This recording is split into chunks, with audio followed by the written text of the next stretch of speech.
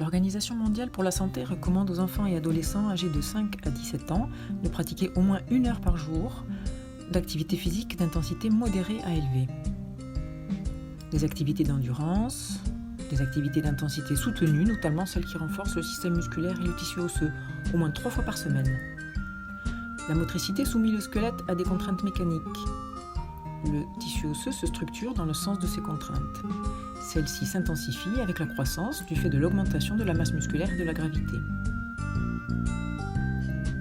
Chaque activité physique impose au squelette des sollicitations auxquelles il s'adapte localement. Il est donc important de proposer des activités variées pour stimuler un maximum de zones. La masse osseuse de l'adulte est acquise pendant la croissance et atteint un pic entre 20 et 30 ans. Les activités où le corps est porté, comme le cyclisme, la natation, le kayak, l'aquagym, peuvent améliorer les qualités musculaires, cardiaques et respiratoires, mais elles ne stimulent pas suffisamment la capacité des os à développer leur résistance. Pour cela, il est préférable de choisir des activités comme la gymnastique, l'athlétisme ou la musculation. Chez l'enfant et l'adolescent, la pratique sportive multi-activité offrirait le meilleur bénéfice pour le capital osseux, ce qui permet de prévenir plus tard l'apparition de l'ostéoporose.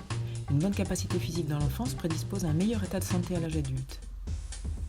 Pourtant, chez des jeunes de 6 à 19 ans évalués dans 27 pays différents, si les performances de vitesse ont peu évolué au cours des dernières décennies, les performances d'endurance sont en net déclin, en même temps qu'est apparu le surpoids.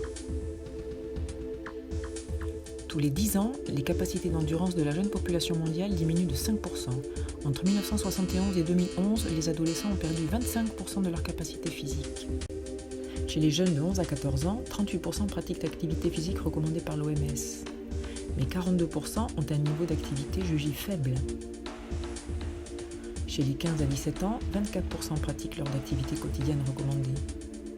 Et donc 59% ont un niveau d'activité jugé faible, particulièrement les filles. 60 à 70% des écoliers et collégiens adoptent un mode de transport passif pour leur trajet scolaire. Mais surtout, selon les études, la durée moyenne passée devant un écran entre 3 à 17 ans est de 3 à 5 heures par jour. 40% y passent plus de 3 heures chaque jour. Parmi les enfants en grande section de maternelle, 23% ont un écran dans leur chambre. Les jours d'école, 30 à 40% des enfants de 3 à 10 ans ne pratiquent pas de jeux de plein air, et ce d'autant plus qu'ils habitent dans une grande ville. Les études confirment que les enfants en surcharge pondérale ou obèses passent plus de temps devant les écrans que les enfants sans surpoids et ont pratiqué moins d'activité physique dans la semaine. Ils ont aussi plus souvent un écran dans leur chambre.